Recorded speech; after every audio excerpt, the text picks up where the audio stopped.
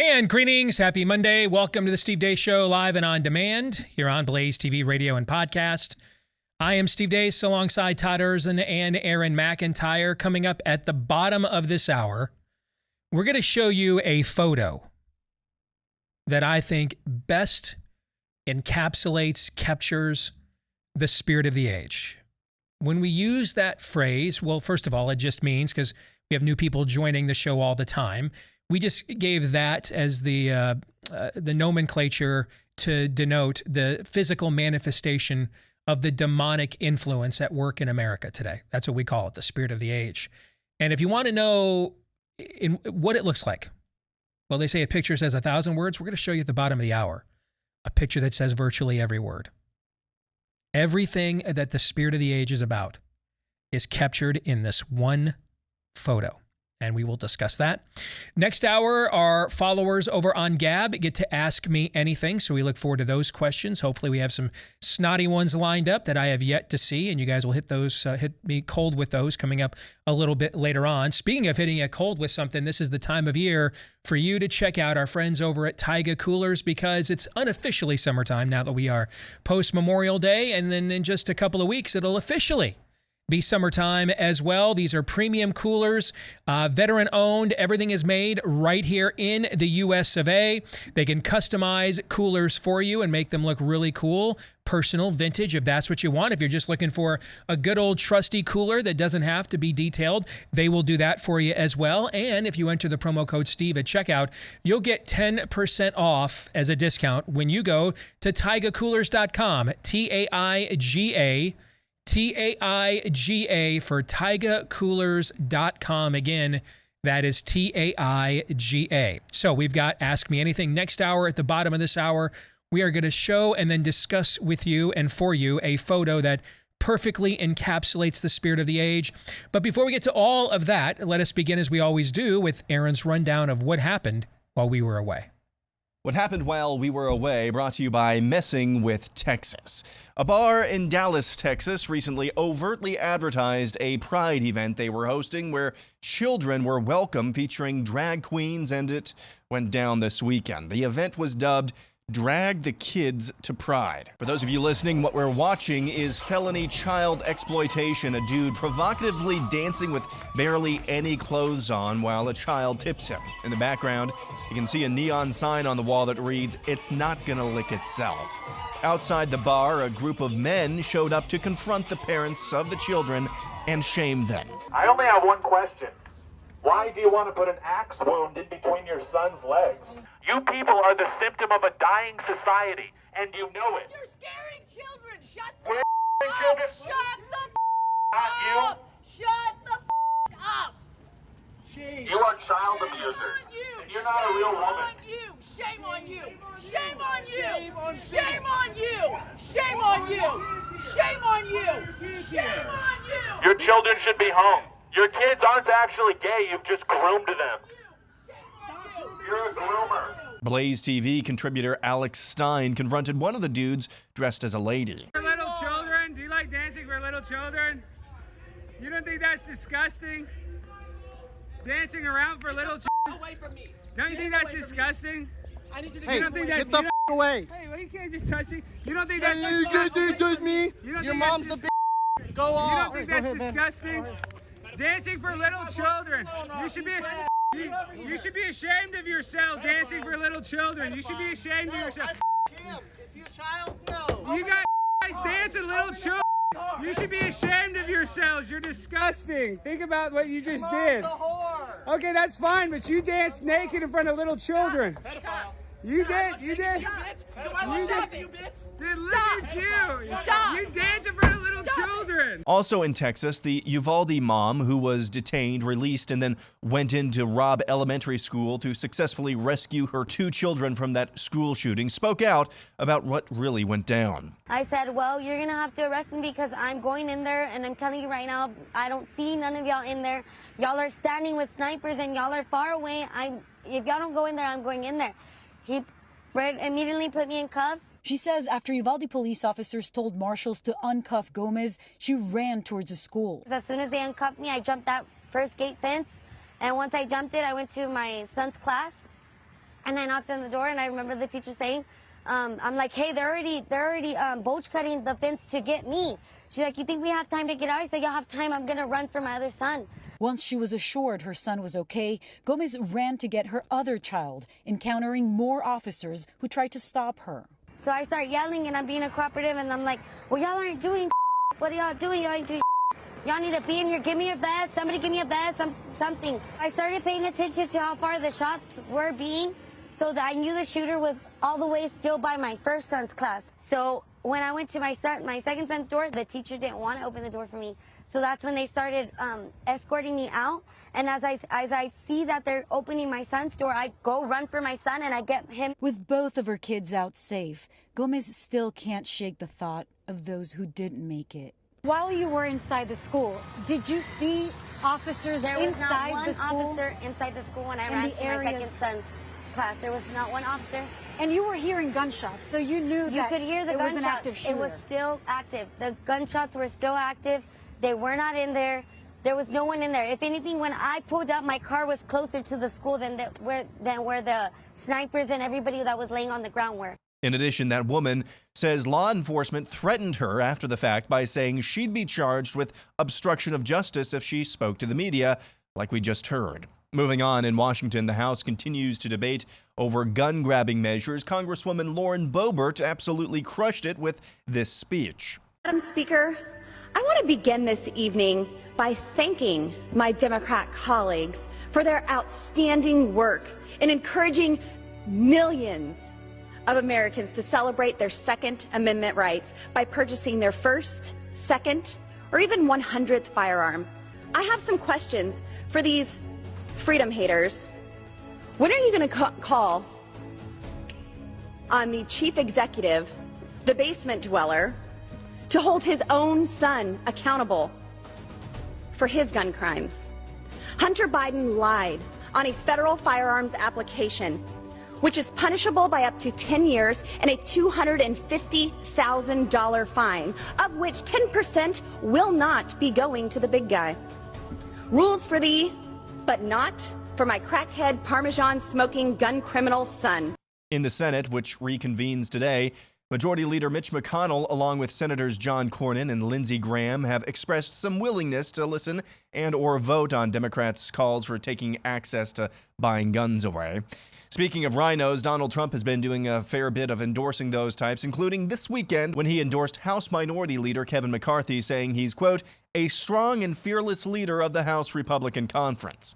Florida Governor Ron DeSantis, meanwhile, beat Trump again in a straw poll, this time at the Western Conservative Summit in Colorado a few days ago. Speaking of DeSantis, in recent days, his government threatened the Special Olympics with over $20 million in fines for having a jab requirement at their event in Orlando, a violation of Florida law. The Special Olympics promptly abided. Also, DeSantis announced he's vetoing tens of millions of dollars in funding for the Tampa Bay Rays' new baseball complex after the team voiced its support of gun-grabbing measures. Twitter is in settlement talks with independent journalist Alex Berenson to end a lawsuit he brought against the company after he was deplatformed for spreading what the company deemed as misinformation about COVID. Berenson was deplatformed for saying in a tweet that COVID jabs don't stop infection or transmission of the virus, which has since been confirmed universally. Gas prices have now officially doubled nationwide since Joe Biden took office. The nationwide average price of gas now sits at a whopping $4.86 a gallon. And that's what happened while we were away. Aaron's Montage brought to you by Moink. Make sure if you want to beat the heat of inflation and you want to stop funding our enemies, check out Moink Meat. Because did you know about 60% of the U.S. pork production in America is owned by a company with Chinese ownership? Just one of the things maybe you don't know about what goes on in terms of how much foreign control is over our lives on a daily basis, including what we eat. Well, with Moink, you get grass-fed and grass-finished beef and lamb, pastured pork and chicken, sustainable wild-caught Alaskan salmon. You get all of that straight to your door from the family farm. Farm to table to your table, because no one does it better than the family farmer. And if you want to give Moink Meat a best shot right now, they are offering you an incredible deal. Free filet mignon in every order for a year. Every order you make for a year, they will throw in free filet mignon if you go to moinkbox.com/Steve. That's MOINK for moinkbox.com/Steve. Free filet mignon in every order for a year at moinkbox.com/Steve. So in the overtime today, I know Aaron noted that Ron DeSantis beating Donald Trump in another straw poll over the weekend, but there was actually another poll that had one of the largest samples I've ever seen in a Twitter poll, and it's from our colleague Steven Crowder. And he asked his audience, whom would you most like to see run for president? And these results blew me away. We will discuss them today in the overtime for Blaze TV subscribers. If you are one, just sit tight. We are going to record that right after today's program. And then it will be uploaded for you later today at blazetv.com/Deace. And that is also where you can go to become a Blaze TV subscriber if you would like at blazetv.com/DEACE. So let's get to the rest of what is in Aaron's montage. And there's two groups of people I would like to speak to today. Let's start with those of you who think that we can redefine marriage, family, and sexuality and still have freedom and liberty in our society. Some of you think this ideologically. You've come to this conclusion ideologically. You may fashion yourself more of a libertarian. You may fashion yourself kind of more of a live and let live. Some of you have maybe come to this conclusion because you live a lifestyle that includes these behaviors we're talking about. And because we have seen, as things have gotten progressively crazier, pun intended, with the LGBTQ mob, as things have gotten increasingly crazier, we have absolutely seen an increase amongst people living a homosexual lifestyle who have become otherwise fairly politically conservative. For example, right now, maybe the biggest donor on the right, Peter Thiel, would be one of these individuals. Grew up in a Christian home, still considers himself somewhat friendly to Christianity. I've read in interviews where he's been quoted saying this, but he is married to another man. He will actively engage against you if you are still holding on to the original marriage position. But unlike the Koch brothers, when they were the sugar daddies, the chief sugar daddies around here for a while, pardon me, he's actually not trying to move people to the left on other issues. Like, he's really hardcore on like immigration and abortion and like all the other culture issues. He's really hardcore on all these other culture issues with the exception of homosexuality. Maybe a guy like a Rick Grinnell might fit into part of that. He's probably one of Thiel's chief proteges, actually. So there is this stream of thought of people who are not, this is not, I don't view it as an infiltration. I don't. I mean, I don't, Dave Rubin's never set me aside and said, hey man, have you really thought about reconsidering your, what you think the Bible says about homosexuality? He's never done that to anybody I know of. I mean, this is not an infiltration, meaning where this is an attempt to gain favor and then co-opt from the inside out. There is no pressure on, I think Gallup did a poll over the weekend that found only weekly churchgoers are the last people left in America still holding on to the biblical definition of marriage, which, prior to biblical Christianity, the world embraced polygamy as well, right? So it's not new that outside of a New Testament understanding of the purpose of the family, that the world has a lot different definitions of family than what the New Testament proclaims. That's been kind of true for the 2,000 years of Christianity. So it may be foreign territory to American Christians, but every other generation of Christians and geography of Christians would feel right at home being in the minority on this issue. I'm not being told that I have to change my positions on this. Unlike the Kochs, who used to tell groups like the family leader here, if they wanted to take their money, they had to not advertise a socially conservative position on any issues. I don't see I don't have people contacting me saying, hey, Peter Thiel told me I had to moderate on abortion to get a check for my group. I used to get that stuff from the Kochs, right? So I don't view it as an infiltration because I'm not being asked to change my views in order to belong to a coalition. Is that fair? Sure. Okay. If you are in this group, though, I want to speak to you for a second because I want to tell you that there were 3 places where people in my group, when we had the advantage and we were winning all the elections, we won 31 consecutive elections on the definition of marriage in this country in the last decade. And in places like California and all kinds of blue states, we won 31 in a row. And I was involved in those causes. So let me tell you what the 3 primary motivations were. One, of course, absolutely is a biblical conviction, right? And that's a chasm between me and people like me and people like you. We're just not going to be able to breach on this issue because even if I wanted to, I don't have permission to. The Bible doesn't say, hey, on this one, you make an exception in order to God's law in order to forge a political coalition. Do you know where that's at, chapter and verse? I do not. That doesn't exist. So it's not personal. I don't have permission. It's not personal. I got enough of my own issues sexually. Trust me, I grew up in the porn generation.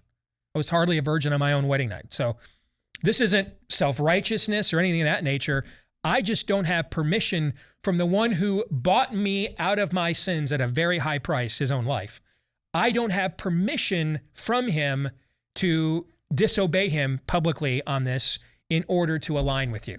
So it's not personal. It's just it's not permissible. The other 2, though, let me tell you what. So let's set that one aside because that chasm cannot be breached. And let's look at the other 2. The other 2 reasons that we were so adamant in trying to preemptively define the definition of marriage is, number 1, we looked at what happened in Europe. And every nation that redefined the definition of marriage, the next thing they did is try to criminalize certain aspects of Christianity, and that is still going on. So that was the whole you will be made to care phenomenon that we saw right after Windsor and Obergefell. Fair? Okay. The other was that this was all a facade, pardon the pun, but a fig leaf to cover for the real agenda here, which had nothing to do. No one at the time of Windsor and Obergefell, no one in America was in prison for violating any of the 31 marriage amendments we had. No one was. No one was in prison anywhere in America. So this wasn't about, let's round up the gays. It wasn't about that. Okay? What we believe that the LGBTQ movement was really about more than anything else was the children. Because they told us this in their Mein Kampf after the ball. And then they proceeded to immediately infiltrate the schools with their propaganda. Why? What would be the purpose of that?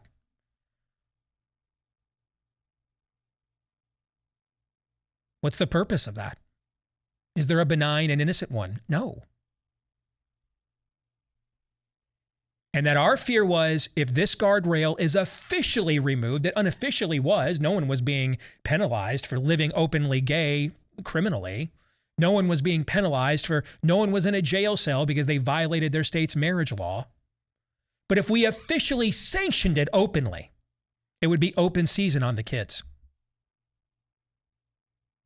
Here we are.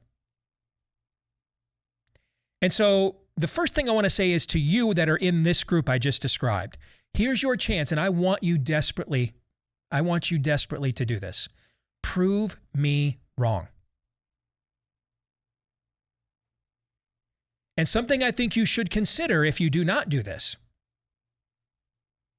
is that if this continues to filter down to trickle down to the children, trickle down to an obvious attempt to groom them, to engage them, to corrupt them, to recruit them, you may actually find now a fresh offensive against the so-called freedoms you've already won.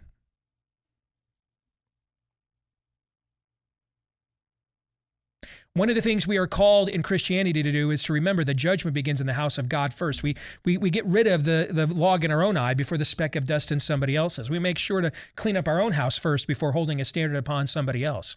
I might suggest that this is your opportunity, if you're in this camp, to do the same. Because there is no negotiating where our kids are concerned. None.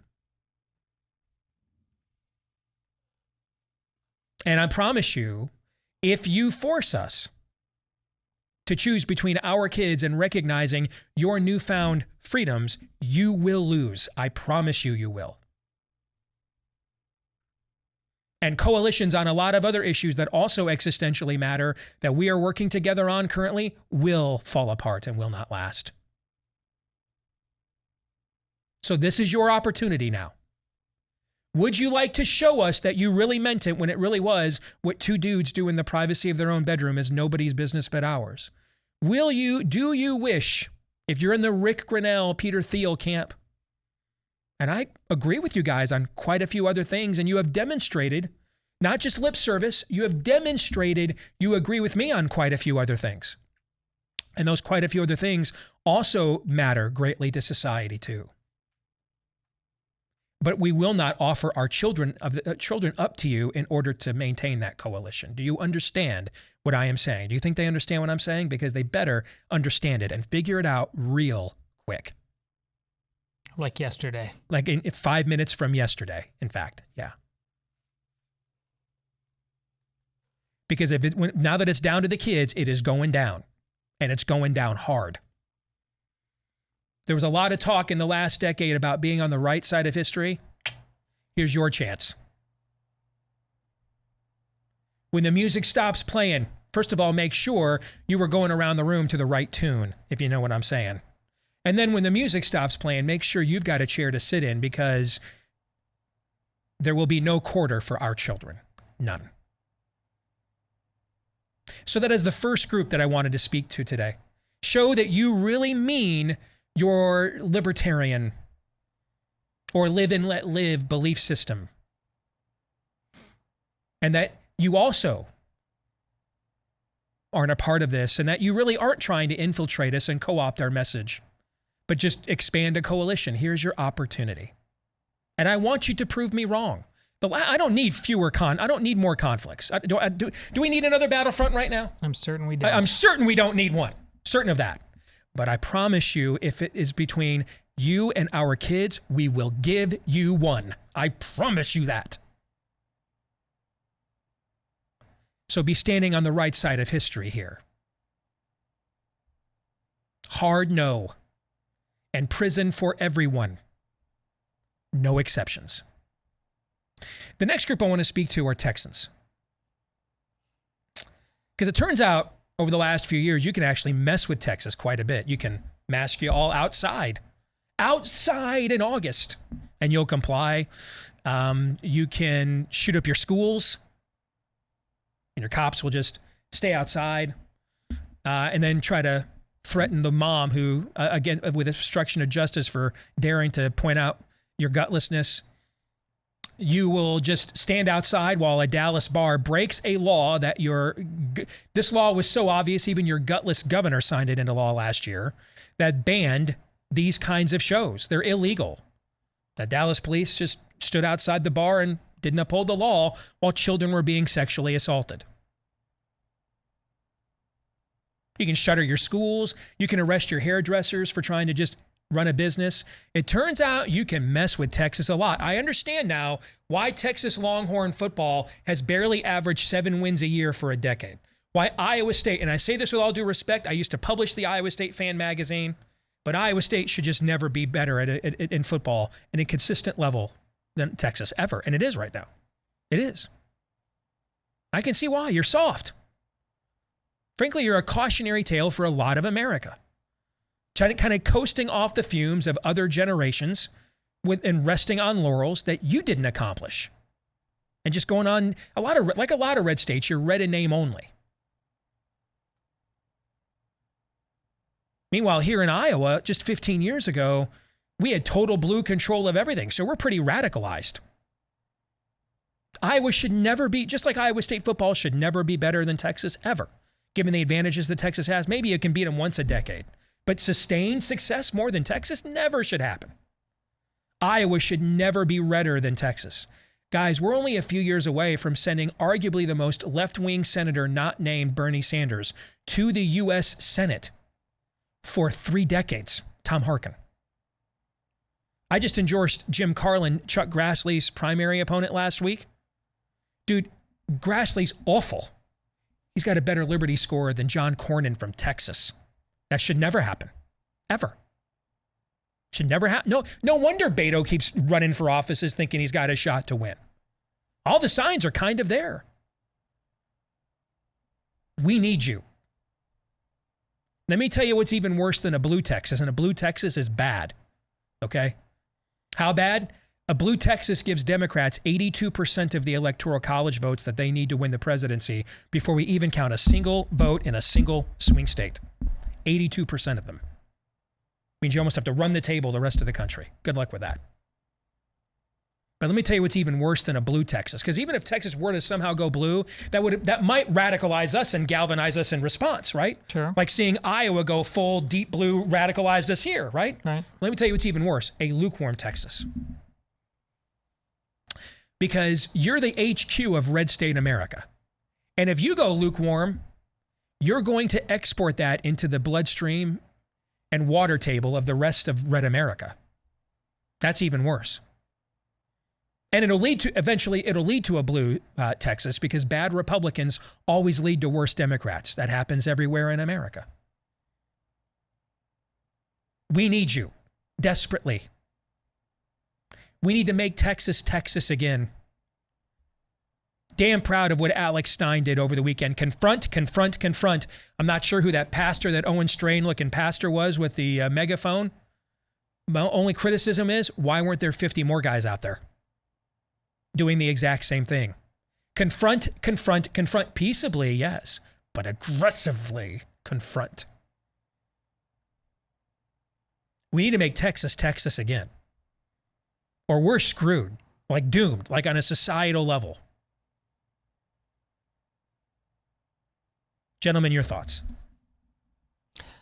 Yeah, I mentioned today in response to a candidate for some office in Michigan that she said, I will propose legislation that the drag queen stuff is illegal. Is that Tudor, the gubernatorial candidate? Yeah, it's already illegal, okay? It's not about the laws, as Steve said. It's about the will. Arrest people. And people have a sense that I'm serious about this because somebody responded me, quoted my tweet and said, to my queer friends, we must arm ourselves. They're coming for us. That guy actually has it closer to the truth, because that's what they should be feeling. But they don't. They know we're not serious all too often, even when our children have the laser sight right on their forehead. I was really proud of what Steve said about Texas. If this makes you boohoo, Texas, again, just prove my point. Us wrong. You just proved my point if that's your reaction. Yes. Because the Texas reaction is, dude, F you, mother effer, saying that stuff about Texas. Let us show you how it's done down here. We'll set the example for you all. That's what I thought the Texas reaction was, right? Yes. Not, hey kids, just don't look over there while your school kids are being groomed by the drag queeners. Just, walk a straight line, don't take a look over there, and just mind your own business. That's not our problem. It's pathetic. Pathetic is absolutely correct here. I mean, how many more examples do we need? I mean, for crying out loud, since when are children supposed to be in bars, period? Like, never. Good point. But we're going all the way to violating that law, to violating a law against drag performances for kids. I mean, as Todd was saying, there's a Texas representative who introduced legislation to ban. This is already illegal. This is what I was talking about, limited government. We have it, just not in the areas we need. We'll come back. One picture to rule them all next.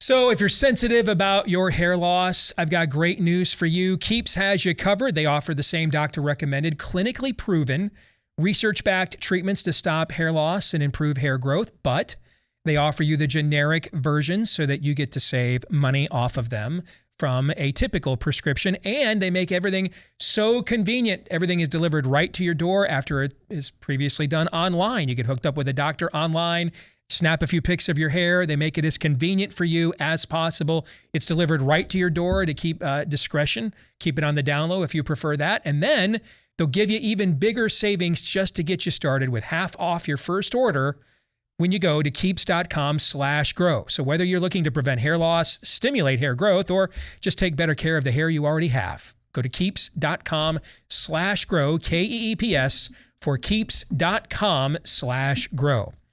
Let's bring in our good friend of the program, Bob Vander Plaats from the Family Leader. Good to see you, brother. How are you? Doing really well. How are you? I'm doing okay, but I want to show you something, okay? I want to show you and the audience and Todd and Aaron the following photo, because I'm not sure I have ever seen a picture that better encapsulates or captures the spirit of the age than this photo here. So this is courtesy of the Post-Millennial. Here you are looking at two men who are in a cycling event as women, pretending to be women in this event. They're up on the winner's stage. They capture first and second place and then make out in celebration. And off in the corner of the photo, if you zoom in, is an actual woman who finished in third place. And there she sits taking care of her baby. Now let's just leave this photo up just as you have it zoomed in right now. And I want us to go around the room here and get everybody's instant reaction to this. Because again, I've just not seen a photo yet that I think better captures and encapsulates what we mean by the spirit of the age on this show. So Bob, I'll let you go get the first crack at it as the guest. What do you think? Well, first of all, it's the first time I've seen this photo. It's exceptionally sad. And reminds me of when we had Dal Tackett, author of the Truth Project and the Engagement Project, at our leadership summit a year ago. And Dal said, have you ever wondered in Romans 1, it talks about a depraved mind? What is a depraved mind? And I'm thinking, we're seeing it all the time. And so this photo, I think, kind of captures, because it's not only two guys who claim to be girls kissing after winning a women's cycling event. It's, we're going to celebrate this. I mean, we as a culture are supposed to celebrate this. And to me, it's just total depravity, and where people would say, where is the hope? And that's where I think the bride of Christ, the church, should be saying, there's real hope here, guys, but it's not in this. Who wants the next crack at it? Aaron, I'll let you go first this time. Go ahead. Or next this time. To me, I just want to reiterate this Pride Month, the LGBTQIA plus FU movement merely exists to provide homosexual men with the same visitation rights and tax benefits of those with traditional marriages. That's what I have to say. It was never any of the inane, any of the benign excuses. The rainbow jihad was always about this type of thing. It was always reductionistic in nature. It was always a lie, and it was always debauched. This is what they were always going for. Todd.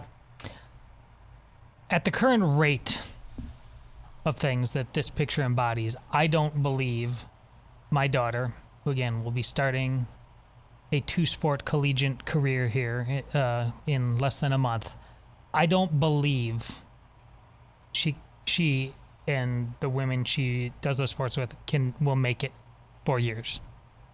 And I know this because have you heard about the reaction of this woman in the picture? Yes, but go ahead. She defended it. I know. The third place finisher. The woman with the child, it. she said, I have no problem with this. That's a chaos that simply is, quite frankly, it's inevitable at this point, short of drastic militarization of our hearts and minds to defeat this evil. It's going to run us over. And you say it's because of Romans. It's a promise. It's God's promise. See, that the evil can promise all they want to, but God's promise is that we will die to this in our sins unless we put our faith, every jot and tittle of it, every bit of it, into calling this for what it is and doing what must be done. And we won't. We're not even close to it, guys. We're not even close to it. And nothing about this election is going to change that. The church right now, in the face of this, is simply pathetic. However, I mean, I agree with you on that, Todd, but God has always worked through a remnant, and I believe there is a remnant of his church that is rising up. Because you're doing these two guys no favors by celebrating this and by saying this will make you fulfilled, because you know, at the end of the day, it does not make you fulfilled. They're looking for hope. People talk about mental illness, the mental crisis that we have going on. We're seeing shooting after shooting after shooting. Why? It's not the guns. No. There is no hope. We're lying to people. Yes.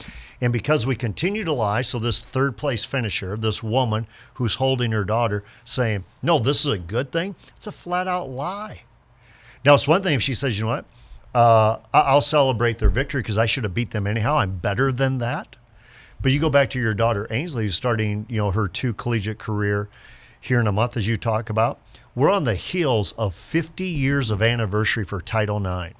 And it's about time you're honest with these girls. The biggest threat to Title IX is this garbage.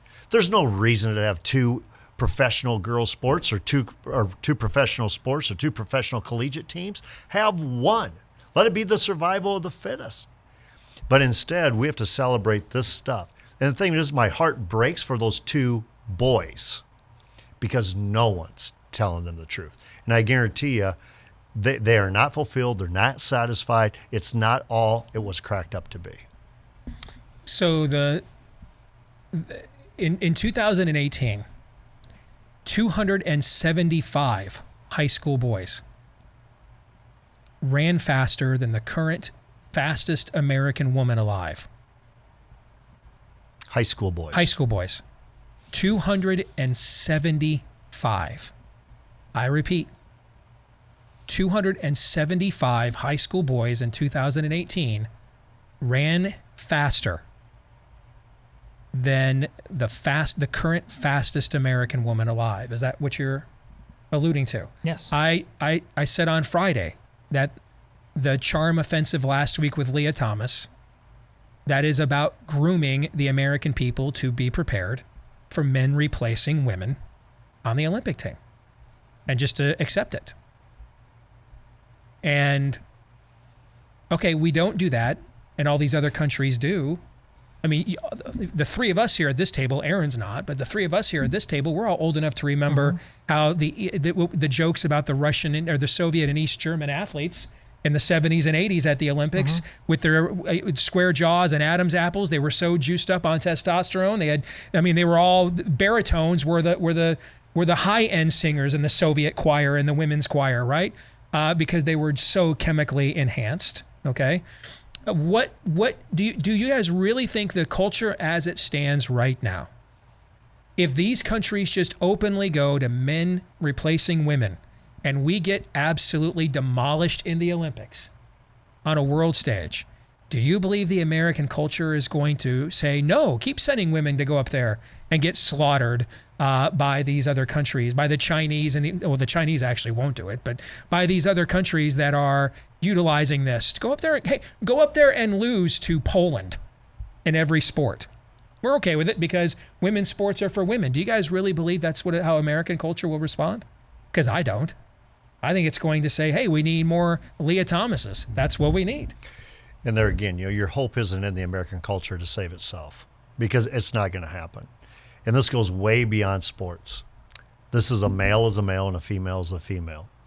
This whole idea, you sent me a picture of it, Steve, I think your Twitter account, about Amazon. There's I don't know how many genders they say on a T-shirt now. Yeah, but when you go to fit the size, it's male and female. It's men's or women's sizing. Yeah. Yes. There's more than 2 genders, but yet when you go to order, it's male and female. Mm-hmm. The fact is, we have to stop lying to kids.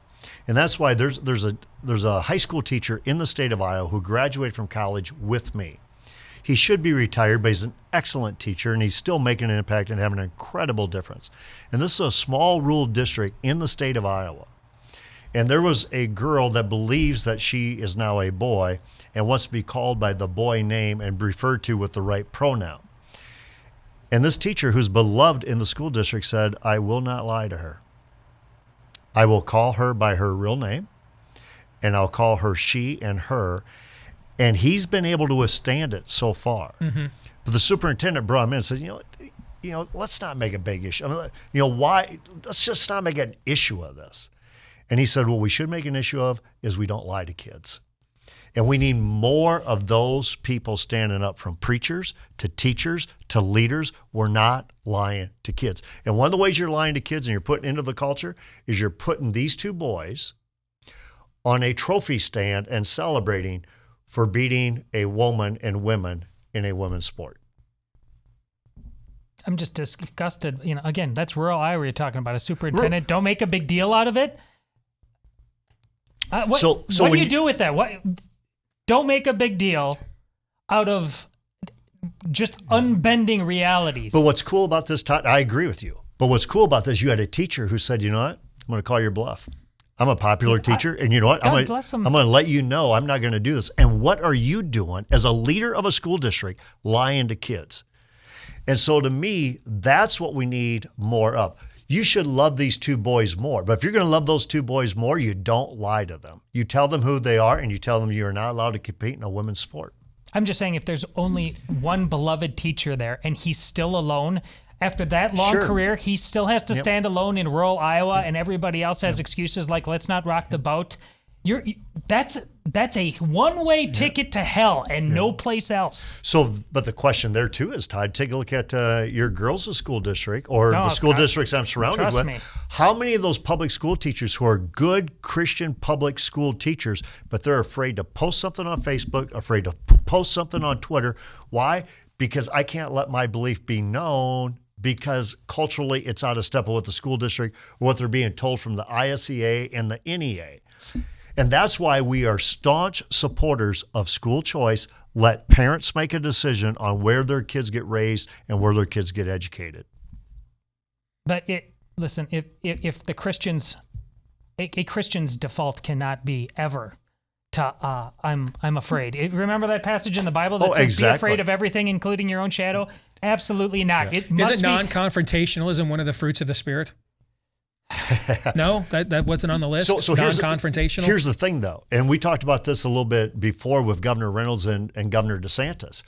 Courage begets courage. The reason I think Reynolds, who's a rock star of a governor here in the state of Iowa, one of the reasons I think she's so willing to be bold and courageous, because what she's seen in Florida with Ron DeSantis, being bold and courageous.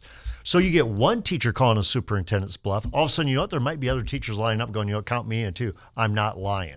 What baseball team was it? Just said, seven players saying, I'm not putting the rainbow flag on my uniform. It was the Tampa Bay Rays. And it was 5. Yeah, 5. Well, it is, but you need more people willing to take a stand. Yes, that your job, Bob, in this place, the family leader, is infinitely harder because people expect you to take all the flack, do all the work, say all the things. And I know you have many good people behind you, but I think that's the problem. Oh, that's absolutely true. What's happened is the church has outsourced that level of confrontation to organizations like his, when all you're supposed to do is corral those people and not disciple and teach, but that the church has largely outsourced that message to organizations like yours. That's been going on for a couple of decades now, actually. But yeah.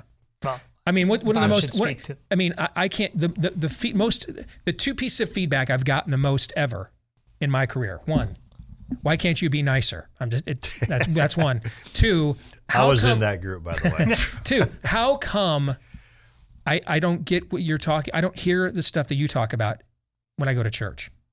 That's easily one of the most cited pieces of feedback I've gotten from my audience going back to my first week on WHO radio and just quaint, nice Des Moines, Iowa. I've gotten that a ton. And Steve, to dovetail on what Todd said and what you just said, that's why when all these people in a month are going to come up into Des Moines, July 15 for our leadership summit, Steve's presenting at it, okay? But they're going to leave and they're going to say, I don't hear this stuff anywhere else but here. But the goal is that we're going to have hundreds of pastors there to encourage and inspire pastors to not be political, but be biblical and be culturally relevant. Because if you're not culturally relevant, you're just shrinking back from the hottest point of the cultural debate. But you got to undergird it with being biblical, and the hope is still in the gospel. And so our goal is to encourage and to embolden. But I think you're right. We need more, not fewer, people taking a stand right now. Aaron, you have any final thoughts before we get out of here? Just underscoring that this is what is required from everyone. When you have the opportunity to say something, when you have the opportunity to confront, when you have the opportunity to push back, no matter what platform that is, no matter how large or no matter how small, don't think about it. The more you think about it, the more you'll just, not today. Don't think about it. Just do it. Action is required here. Not just words, not just posts, not just anything like that. Actions are what are going to be required from every one of us. Because guess what? I think the number one takeaway from this conversation is it's coming for you. Mm-hmm. So you're going to find out. Yep. You're going to find out. Absolutely. All right, Bob, good stuff, man. Appreciate it. Good to visit. We'll come back hour 2, and you get to ask me anything. Always look forward to this when we do it, and we'll do it again here in just a few moments.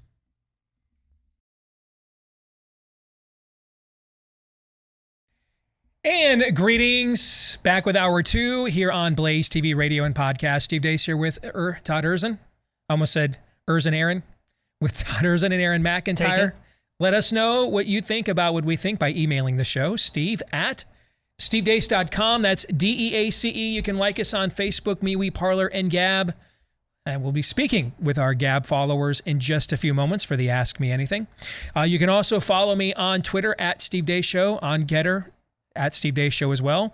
Look for Steve Deace Show on TikTok and Instagram now, as we are beginning to grow those platforms, courtesy of my oldest, who is running those accounts for us and has quite the poll going up today. The Instagram poll she is running today is, which of these two advertisers is the show the most obsessed with? And it's you with Bonner Private Wines.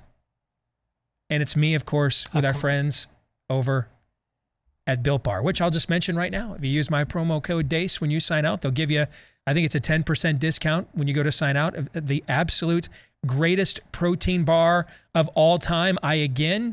Just as I continue to strive to help, I'm just here to help Built Bar maintain its lofty and high standards of taste and nutrition. So I had the brownie batter protein bar for my post-workout snack again here this morning, just to make sure that Built Bar stays on the righteous path. That's why I'm here. I am their unofficial self-appointed Inspector 12, except these taste a lot better than underwear. They are the greatest protein bar of all time, all of them covered in real chocolate. Check them out right now when you go to built.com. They've got granola bars, get the puffs.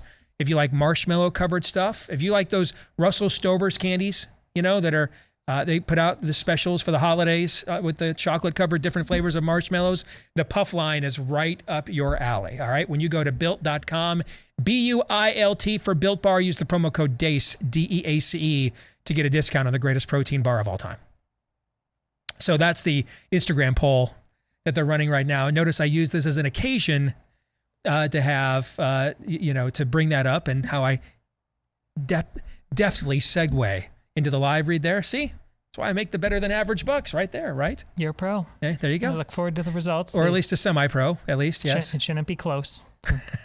And what else? Oh, and yes, we are up on Trump's Truth Social @Real Steve Deace is how you can follow us there, @Real Steve Deace.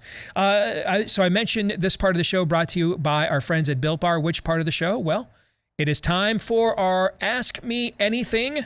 And this time it is our followers over on Gab who get to pick the questions. I've not seen any of these. Todd, you, of course, you sift through them and you choose the questions that, for whatever, do you have, no. You just do this randomly and you're like, oh, let's try this one, or let's stick Deace with that one, or this one's timely. How do you do it? I have nothing. I have coffee in the morning when I do it, and it's just simply... If it flicks your bick, then they're in. I like, there's a lot... You stick out. There's a lot of questions that we've, quite frankly... Answered a lot of other times. We've answered it before, yeah. And so it's not personal, and heck, to some extent, that's going to be the case here today, and that's not a bad thing. But I really, so we got a lot of why are you? Why are you the way you are? We got a lot of those. Well, I mean, that's just another day that ends in Y. Indeed, yes. But no, you like. Why are you? You like what most people, even in your, you like to be. I mean, this is the whole thing. You like stuff to come at you unfiltered without you considering it. Yeah. That keeps you on your toes. It keeps you sharp. And so, I mean, I guess if that's kind of built into the whole thing, and the way you react to it, you'll see. If you say I really like the questions today, or if you get angry and say you're a bunch of fox-swilling, fools, we'll know.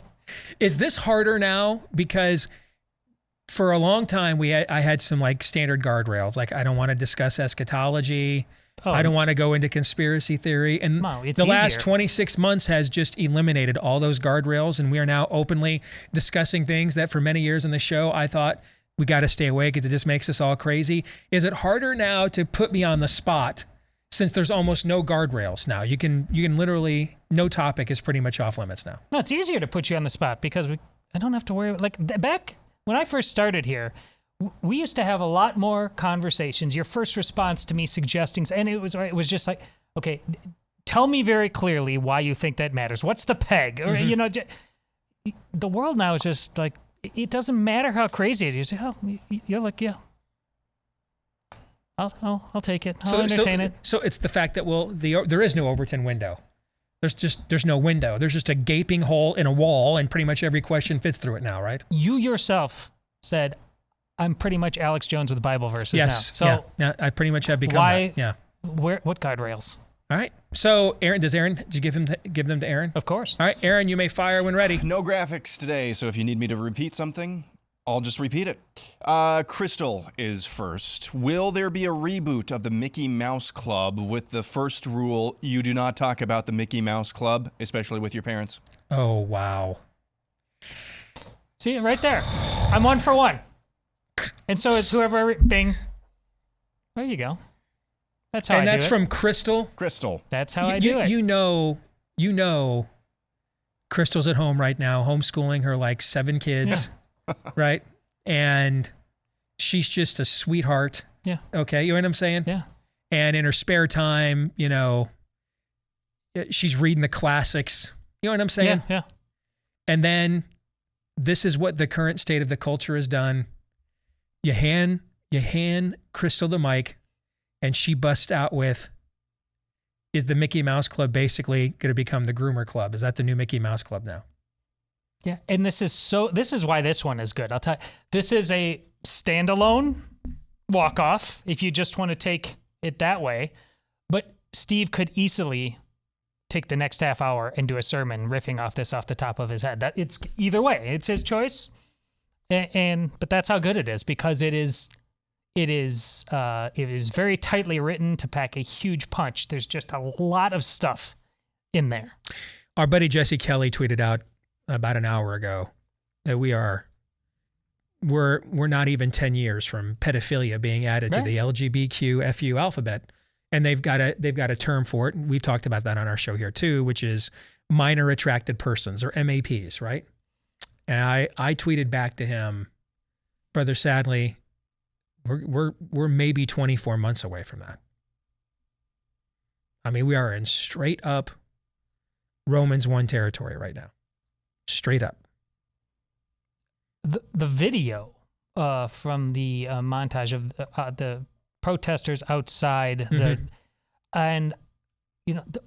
woman in rainbow dragging their kids, she's like, you be ashamed. How dare you? How dare you? They are, just to prove your point. They have no line that they won't cross. This is their religion. They will sacrifice the children into the volcano. Yes. They promise you. Yes. Yeah, and don't ever disarm no matter what, but especially don't ever disarm to these people. Because if they will do this and degrade their own children like this, what would they do to you if given the chance? See, you just have it coming to them. Yes. It reminds me of the way this answer kind of went. Do you remember when we read Lee Smith's piece, The 30 Tyrants? Oh, yeah. About we did the Evergreen on rise it of last year. China and the grouping together of China and the Western elites. And the way the elites know that teaming up with China really does hurt America's middle class, or what's left of it. But they justified all of the closures back in COVID, all of the mandates back in COVID. They justified all of that because you're a bunch of Bible-thumping bigots who had it coming anyway. That's the way that they think about this type of stuff. Moving on. This is from MJ Diggs Pigs, who says, I have so many questions. I'll go with the one that's been bothering me the most. Do you think that Trump got in over his head as far as how deep the swamp is, or do you think he's a co-conspirator? This question keeps me up at night. Thanks for all you do. I don't think he's a co-conspirator at all. I don't. I think the swamp is telling you that they don't think that he is one. I mean, how many more is it been? I've lost track. It's 6. Is it 6 or 7 formal investigations that to some extent they've made into Trump or his personal finances or his political ties? And there were 2 people that so far have gotten busted. One was Paul Manafort, who had a terrible reputation before he came on board with Trump. And that, frankly, was one of the first things when I was on the Cruz campaign that set me off, was bringing that guy in. Because he had a crap reputation before he was brought in. And he had essentially been excommunicated from the conservative movement, going back to when he helped rig the convention in '76 for Ford against Reagan. So that guy had a bad reputation before Trump hired him, and Michael Cohen. But remember, what did Michael Cohen go to prison for? Michael Cohen went to prison for trying to use his alleged access and association with Trump to launch his own mini criminal enterprise. If you go and read the indictments and his guilty pleas, which I did, he essentially tried to gravy train off of his association with Trump to create his own mini grifting enterprise. How many times have they tried to get Trump himself? I mean, they went after Don Jr. The January 6th committee is so out of control that on Friday, in a largely ignored announcement, Biden's Department of Justice announced it wasn't going to pursue the contempt of Congress charges against, who was it? 2 of the Meadows, I believe, was one, for not wanting to testify. I mean, how over the top do you have to be on that committee where they're putting Peter Navarro in feet chains? How over the top do you have to be if the Biden Department of Justice is like, come on, guys, seriously, we're doing this? So if they had something on him, we would know it.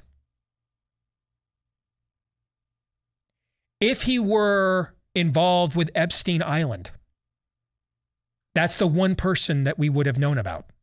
And everybody else, they would have covered it up and just made an example out of him. He's been, and I'm not saying he's squeaky clean. I don't know, is anybody squeaky clean, first of all? But that guy has been proctology examined, and they still keep going after him. So I'm just going to look at the way the swamp behaves. They're sending a clear signal to me that he's anathema to them.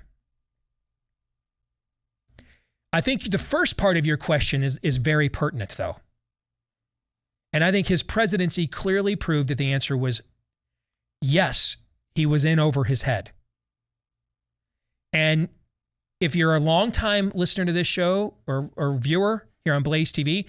You've heard me talk about this in the past. If you're relatively new, this might be new for you. And since we keep growing substantially, I want to reset something. Donald Trump's worldview, and you know a tree by its fruit, okay? So I've not had a meaningful conversation with Donald Trump since the summer of 2015. That's 7 years ago now. Okay, a lot changes in 7 years, right? Mm-hmm. So I don't presume to have any inside. If you would have, been listening to me in 2014, I could have given you some inside scoop on who Donald Trump was. But I can't do that now. It's been 7 years since I've had a meaningful conversation with Donald Trump. But you can certainly inspect the fruit on a tree without having a meaningful conversation with the tree, right? Yeah. Walk up to the tree, and if the tree is budding apples, what is it? Apple tree. And did you have to have a deep probing conversation with the tree to know? No. Because you know a tree by its fruit. So I'm not a biologist though, Steve, so I can't comment. Nice. Well played. And so it's very clear that the consistent train of thought with Trump is art of the deal. That really is the id, the internal persona of Donald Trump, the maximum driver, the force of will that causes belief to become behavior is art of the deal.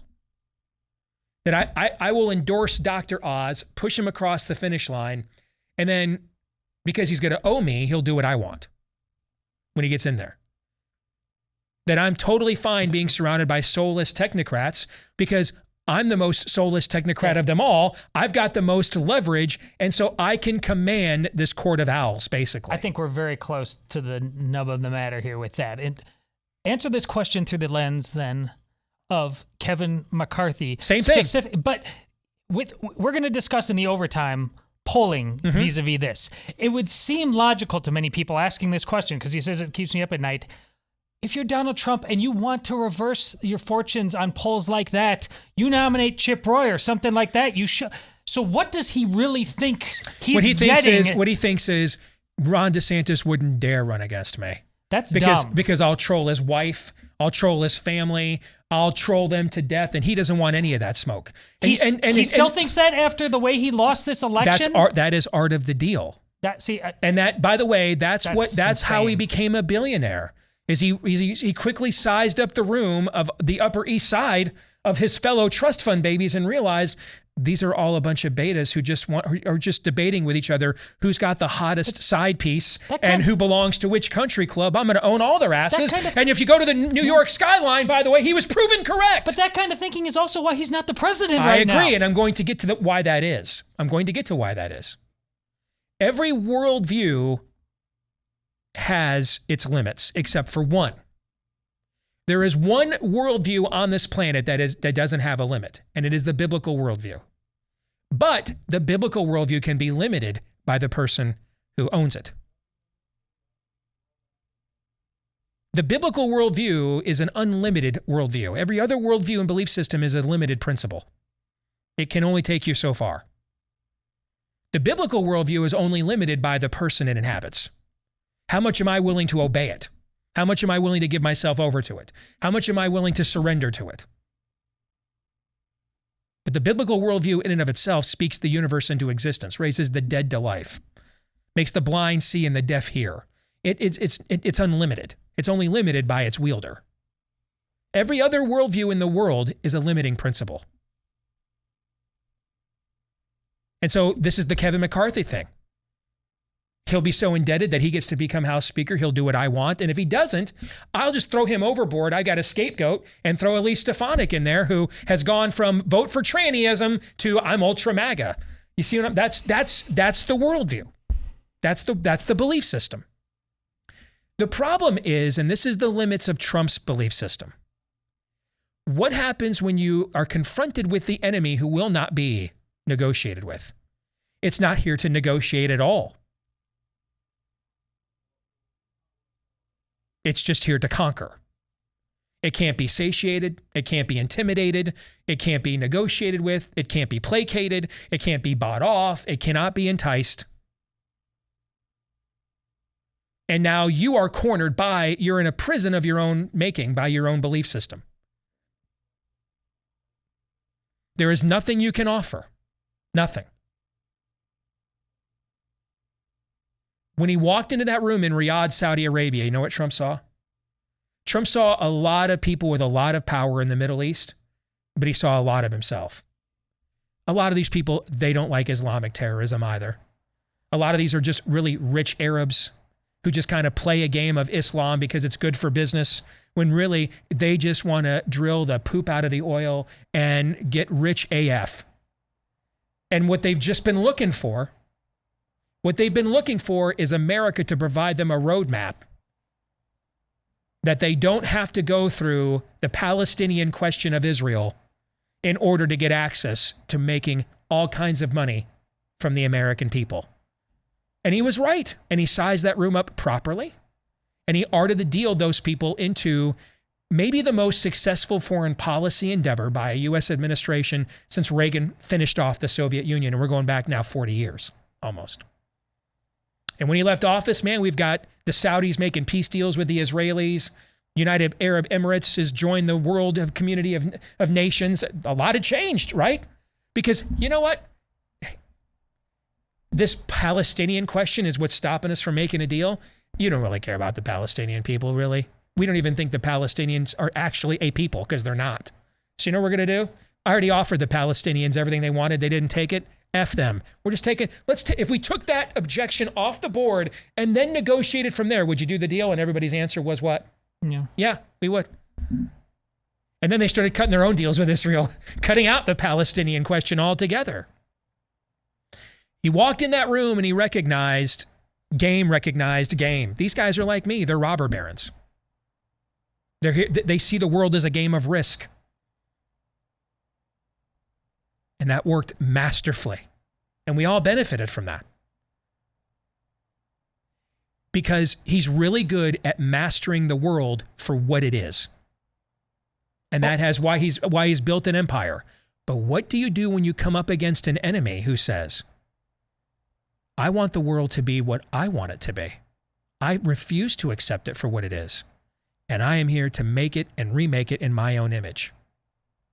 Your tactics, your leverage, your buy-offs have no effect on me. I'm not here for any of that. I'm here to rule. It's the Joker. You have nothing you can take from me. That's right. What would you take from me? Nothing. Nothing. At least conventionally. You better find out what it really is, exactly, though, and fight accordingly. Exactly. And that's what happened on March 16th of 2020. The real evil isn't sitting in the house of Saud. Those are minos, man. Muslims in name only. And they have been all this time. The real thing's in Tehran, actually. All right? This has just all been a shell game. We spent 30 years thinking that we had to answer the Palestinian question first. And we never did. We never did. We just had to look at the world for what it really was. Hell, Jimmy Carter brought Begin and Sadat to the negotiating table. That should have been our first clue. Maybe these guys really aren't as down with all these hadiths as we think. Maybe there might be a little more gangster here than we thought. There might have been a little more negotiating leverage here than we thought. We got rid of the magical thinking, and Trump addressed them on their level, and the results were glorious. And we had a more peaceful and prosperous world as a result. But what happens when the people that are like, I'm going to make me a world, when they show up? I'm just here to, I don't want any, here's my offer. I get to smash all the stained glass windows I want, and you do nothing. Or I just run you over. I set up occupied territories in one of your major American cities, and then the rest of your cities, I just burn them down. I mask all your kids. I infect you with a virus that that grants from your very government created. Oh, and you know what? Throw this in too. give me $100 billion to create a poisonous jab that I can use to mark your people from this time forward and completely revolutionize their healthcare and turn them against one another and also depopulate them. Sold! He took the offer. Because, of course, they didn't present it that way. They presented him with an out. A way out. A way to win.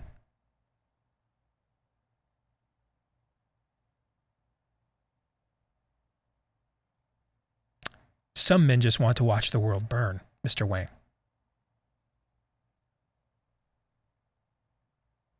Now, that was a very difficult truth for a very wealthy man to take, who was already willing to accept that there was some level of evil in the world that could not be bought off, could not be negotiated with, to the point he had to put on a cape and cowl and beat it with his own fists.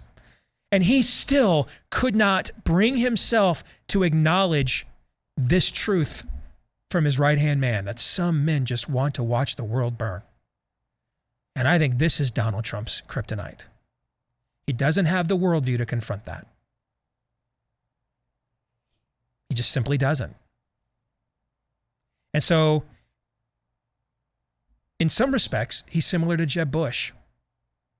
And what I mean by that was, Jeb Bush spent his entire life, from the time he was born a Bush baby and was given the sign of promise, the next generation of the family, and put through all the best schools and introduced to all the best people, there was a certain, within this cadre, a certain rule of engagement of how you behaved. Yes. Certain ways we handled our agreements and disagreements, right? And along comes Donald Trump, says, F that noise. I'm just going to insult you to death and turn you into a clown.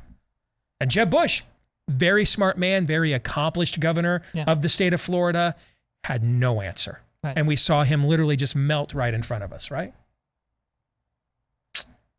That's what happened to Donald Trump. He's certainly more street than the Bush clan. But in the end, this was demonic. And art of the deal ain't gonna cut it, folks, against that. Especially when you were getting applause from GOP yourself when you were running for, he was saying you need to be a kinder, gentler to the GOP flag. You remember that? Yeah. Because you lost your mind, right, and rightly so, when he did that. There was no answer. He's not capable of defeating this evil. He's just not capable. Doesn't have the worldview to do it. That's one of the reasons why we're so hard on Mike Pence on this show, other than, a long train of stated and proven gutlessness called a career. Other than that. But he's the one guy that was there, and he's like right next to him, right-hand man, right?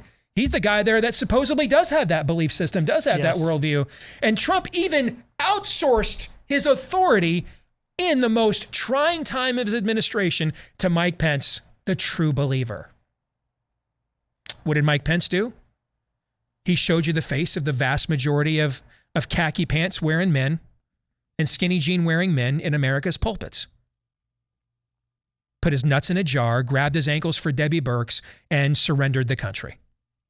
And we have still not yet fully recovered.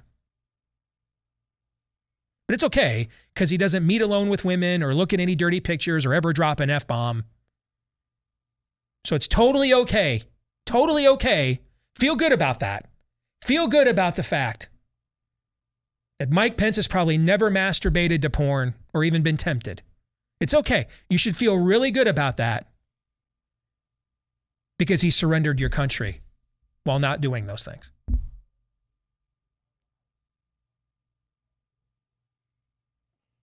So, and to give Trump credit, he meant it as a way, I think, of trying to remove responsibility from himself. Because there is a certain Peter Pan aspect to Donald Trump. I don't ever have to grow up. But he ended up handing it off to the guy in his administration that should have known the best what this was about, right? Yeah. Super Christian, Mike Pence. Instead, what you got was basically the living embodiment of what inhabits most of America's pulpits. When you look between the legs, there is no there there. There's no there there. Nothing happening there. Real easy to stay away from women alone and temptation on the internet when you don't have any balls, right? Like when you don't have any gonads, we're not producing any sperm, when you don't have any balls and any testes whatsoever, there's a reason why that a lot of conquerors, when men came to work in the court, they would eunuch them because they didn't have to worry about them banging their harems and their wives and their queens because they had no equipment by which to act, right? So when you voluntarily castrate yourself, as Mike Pence has throughout the course of his career, real easy to stay noble and pious and moral when nothing's working down there, including the part of your balls and testosterone that might have caused you to do something and act righteously in the face of such evil. Now, I don't know, this is a long-winded answer, and I'm not sure it provided you any comfort. Nor should it. But it's the best answer I have. Any thoughts? Well, just another sign, come full circle, how I know how to pick the right questions. I think only once since I've been doing it, we've gotten through all of them, and we're not getting through all of them today, folks. Yep. But I loved it. I'm here for that. Now, I don't know that I'm right, but it's the best answer that I have. That's the best. If you gave people comfort, I would have looked at you and say what?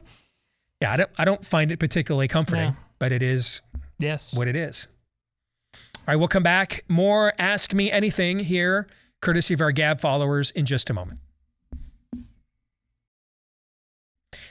One of the policies we try to engage and uphold on this show is to not ask you to directly donate to something that we would not or have not directly donated to, which is why I have no qualms whatsoever about asking you to directly donate to our friends over at Alliance Defending Freedom. They represent all of their clients pro bono, so many key cases, key precedents defending our constitutional liberties, our God-given rights, all the way to the U.S. Supreme Court, that they've had a hand in winning those cases, and they represent all their clients pro bono, which means they need help and funding from people like us to keep those victories coming. Make or consider making a tax-deductible donation today to our friends at Alliance Defending Freedom. When you go to adflegal.org/Steve, again, you can do that at ADF for Alliance Defending Freedom. That's adflegal.org/Steve. Let's get back to our Ask Me Anything, courtesy of our Gab followers. We go now to Anthony Grouchy, who says, how likely do you think it is there could be a food or fuel rationing, and one of the factors for your place in line will be jab status and your ESG score? I think it's somewhat likely in several blue states, and in those places, much more likelier than it is every place else. That's what I think. I think if you're living in California and Oregon, and honestly, I don't know why you'd live in these places. Unless you've got family members you can't leave, and that obviously takes precedence over these sorts of inconveniences to slash tyrannies. There is no possible other place in America that you could do this job other than there. And it's the only job that you are possibly qualified to work. Like, you could do no other job. I don't know why you'd live in these places. You're actually, by paying it, by working hard, paying taxes, and not committing crimes, you're subsidizing these tyrants directly. You're the base of people that helps them to continue to release prisoners from prison, treat you as a prisoner in your home, and then do things like this to you. You know? And so I know moving sucks and is inconvenient. I went to 11 different schools, K through 12. I'm well aware. I'm married to an Army brat. I mean, she would, her late father would just come home, whether it was Korea, Germany, Fort Campbell. Hey, moving tomorrow, guys, shipping out. I mean, I understand moving sucks. I totally get it. You know what sucks even worse than moving, though, and I admit it's a short list. But do you know what's on it? Subsidizing demons and tyrants is on the list. Subsidizing demons and tyrants. So I think if you're living in those places, yeah, I'd be looking both ways before I cross the street, which is why I wouldn't be living in those places. All right, up next, Revive the Great Reset of 1776 says, why have you not replied to my rebuttal to your nonsense about Texas? I don't know what this means, but I've not seen it. I assumed is that why you already addressed Texans. Okay. I didn't know you would before the show, but I know some people have come back at me when I've riffed on that, so I don't know if you had a mailbox full of... I don't. This may surprise some of you, but I get a lot of feedback on a given day. You're not the only person with thoughts on my thoughts. This may be a surprise to some of you, but you're not the only person with thoughts on my thoughts. So I'm frankly, I'm not sure what your rebuttal would be. I named a bunch of things that specifically happened. They really had an outdoor mask mandate in the summer. They really arrested a hairdresser who tried to open her business. Your schools have really and recently been shot up. They really just sexually assaulted your children. I'm not, unless your rebuttal is, I live in some remote southwest corner of Texas where this stuff doesn't, well, congrats. Okay, cool. Good for you. So don't mess with Plymouth, Texas, or where the hell you live. Okay, don't mess with Plymouth. I'm sure they would have said that in Uvalde about 2 weeks ago, too. Oh, gosh, that's awful but true. Yeah. So I don't know what the rebuttal is. I mentioned a bunch of, I didn't just like conjure things. I mentioned specific events that have occurred. So I don't know. Someone keeps renominating John Cornyn to the U.S. Senate. I don't know who's doing that. Somebody's doing it, though. Somebody, 70% of y'all just voted for Greg Abbott in a primary. So somebody must be in that 70%, unless we're accusing Greg Abbott of stealing elections now, which, by the way, I'm totally fine with. But, I mean, I really don't know what your rebuttal is. And I believe my issue is we need you guys to lead. We need you guys to actually be who you are or what your reputation is. Like, we need Texas to be Texas. How would you disagree with that? Unless you think Texas is being Texas by re-electing Greg Abbott types, renominating John Cornyn types. Then I guess what you're telling me is Texas is really gone then, I guess. I hope you're wrong. Next question brought to you by our friends at Omega XL. I know sometimes it's painful when I tell you what I really think, but that's why I get paid the better than average bucks. So if that's you, well, you might want to look at our friends at Omega XL. I don't know if they can soften the blow of what I have to say, but I do know that they handle very well the inflammation that is clogging up your joints, especially as we get older, that achiness, lingering soreness, stiffness that just won't go away. That's where an all-natural anti-inflammatory like Omega XL comes in. And if you want to give it a shot today, I use it every single day. I mean, I'm like this without all the inflammation wreaking havoc in my body. What do you think I would be like if I hadn't used Omega XL? That's my new pitch, right? Oh, it'd have been worse if we didn't use the masks. This show would be even more insufferable if it weren't for Omega XL conquering the inflammation and that was otherwise wreaking havoc in my body. So give them a shot today. Buy one, get one free when you go to omegaxl.com/Steve, or you can call them 800-844-4888, or again, omegaxl.com/Steve. Next up, we have Pedro, who says, what is your take on Christian nationalism getting traction lately? I think you need to define this for me. First of all, I don't think there is any such thing. In general, any attempt, Christian plus anything, is either a fallacy or a heresy. So I need you to define that for me.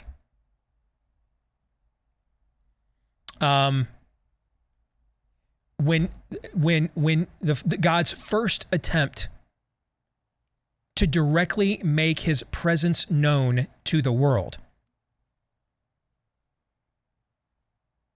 in the most accessible way was to create, wait for it, keep waiting, wait for it, a nation. He created a nation. That's what he did. Created a nation. That's kind of what he did. He started with a nation. We started there. Borders and everything. It was really and nifty. then he gave them the borders and had steep penalties for them not enforcing them, in fact. Laws and stuff. Yeah, so, yeah, there was that. So we did that, yeah. And then, and that actually came after all the peoples of the world all tried to come together into one society. And Pops took his belt off and spanked him pretty hard for that, as I recall, right? Yep. Yeah. So, you have to define these things. Now, I think nationalism can be an idolatry for sure. I mean, hey, if we're going to, I'm just going to tell you right now, some of you get offended at this. You might be shocked to know, I don't care. But turn this officially into a country of groomers and baby killers. I ain't standing for your anthem either. I don't give a rip about that. You ain't worthy of that. Turn that bleep off. Don't play that before your sporting events when you're out there wearing rainbow flags in the uniforms. Turn that tripe off. You ain't worthy of that. I even said this during the Kaepernick thing. Keep going on this. I sat here and said this in this very chair. Yes. Hey, keep going on the societal tract we're on. I'll be taking a knee next. I actually wrote a piece back then calling on some pro-life athlete to take a knee. Just, hey, I'm taking a knee for the babies we're killing. Taking a knee. I'm only moved by expressions of patriotism when they embody something worthy of being patriotic about. I don't worship symbols. It's the cross in and of itself isn't worthy of reverence. It's what Jesus did upon it that we revere. And that's why we proudly wear the cross. Because prior to Christ being hoisted up on one, it was just a symbol of torture in the world. It only has its meaning because of what Christ did upon it. So I don't worship symbols, flags, identities. I don't believe in any of that. Those things can stir me for sure. They can choke me up for sure when they espouse and represent and symbolize values worthy of being inspired by and worthy of being choked up from. But strip them away and they're just cloth, man. That's all they are. Just a piece of cloth with some colors and stars and bars on it. So what? So I would want to know how we define those things. I promise you the vast majority of people using the term Christian nationalism own every Joel Osteen and Beth Moore book or think that those two are like, great expositors. They have no idea what they're talking about. Do I think that we have, at times, I look at something like Robert Jeffress, who I think has gone way too far in anointing America as some kind of uniquely special place, unconditionally? Yeah, and we've talked about that, right? Mm-hmm. But is America a uniquely special place? Yeah, it is. But indefinitely? No. Why? Why was it ever? Because of the ideas that inspired it, the ideals it was founded on. A republic, if you can keep it. Yeah, but if you decide you don't want to keep it anymore, dude, I wouldn't tell my kid to join the military and go die for this country. I wouldn't. I'm sorry. But I'm not. I wouldn't. Go die for a parking lot in Afghanistan. Go die for an anthill in Iraq. Go die for Klaus Schwab. Go die for Zelensky because he's not rich enough. Needs more green shirts. Again, I'm not your mama, okay? So I'm your daddy. So I'm not here to coddle you, pet you, make you feel good. It's not my job. That's what your mama's for. I'm your daddy. I'm here just to give it to you straight. And whether you have a chase or not, that's a you problem. So I think most people that call out Christian nationalism are complete BS and don't know what the term is. But I also don't have some indefinite, perpetual, undying loyalty to a country that hates me either. Which is a great time to talk about our pets and their need for rough greens. All right. The supplement powder you put in your pet's food. All right. With that one simple act, Aaron, you'll have time for one more question. Make it a doozy. All right. With that one simple act, you have helped to restore your pet's diet with the vitamins and minerals that were likely stripped out of it before it ever left the factory, because they do this with the people food too. So they will have long shelf life for mass distribution. And that's why we take so many supplements today as people. And now your pet needs one as well. And it's called Rough Greens. Our dog Cap loves this stuff, but maybe you're skeptical. You should be, of virtually everything, and that's okay. So, hey, why don't you see if you don't see a difference in your pet in 2 weeks or less when we give you that first 14-day Jumpstart bag for free when you go to roughgreens.com. That's RUFF for roughgreens.com.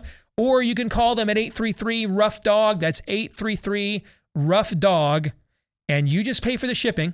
We give you the bag, though, for free to get you started at roughgreens.com. This one is a doozy indeed. What did you think of Hamilton? Yeah, I forgot about that. I took the wife to see Hamilton over the weekend as a take one for the team and surprise. The first act... Because you're a big musical guy. Oh, yeah, you know. Okay. I think my two favorite musicals ever are Wizard of Oz and Grease, and I'm not sure what the third, fourth, or fifth ones would be. Yeah. So we liked the second act better, which was more post-founding and the political inner machinations and turmoil. The first act, man, they I hate to sound old. I mean, I splurged for good seats, so we weren't that far away. We couldn't understand a lot of what they were saying. I mean, they were going so fast and talking so fast. I felt like, if Steve Deace and Ben Shapiro had a baby, it was every member of this cast, all right? And no one could keep up, okay? I'm like, God, slow down! But then I realized I'm going to be the old man. Everybody's like laughing and clapping. I'm like, I don't know what they just said. That seriously happened. Okay. But we liked the second act quite a bit. The guy who played, he was Lafayette in the first act and Thomas Jefferson in the second act. He was phenomenal. And the guy who played Aaron Burr and Hamilton was really good. The guy who played King George III was phenomenal. Guy who played George Washington kind of felt a little weak linkish to me, But overall, yeah, I can see why people like it. Did you enjoy the Mad King George? I just said it. Yeah, the King George III guy was phenomenal. Yeah, you did. Okay. Yeah. I heard all the Founding Fathers, but yeah, I'm tempted to go watch it somewhere and put on the closed captioning, because then I might have a better appreciation for what they were talking about a lot during the first act. It was moving at a pretty fast tempo, man, and it was hard to follow. It was. So, all right, guys, any closing thoughts here? We got about a minute. Well, like I said, we didn't get through all of them, so that's well done, people. You engaged him. I just try to filter out the ones that are going to do that the best. Got her done again. Yeah, just going back to the beginning of the show today, reiterating the main points, I think that was made. Texas is upstream from a lot of our red states. Don't let your state become, which it probably already is, but work right now to become the new, don't mess with South Carolina, Mississippi, Alabama, North Dakota, South Dakota, something like. You lead the way. You have to take action. It starts with each and every one of us expecting more of ourselves and more of those we put in charge of affairs. It starts with us.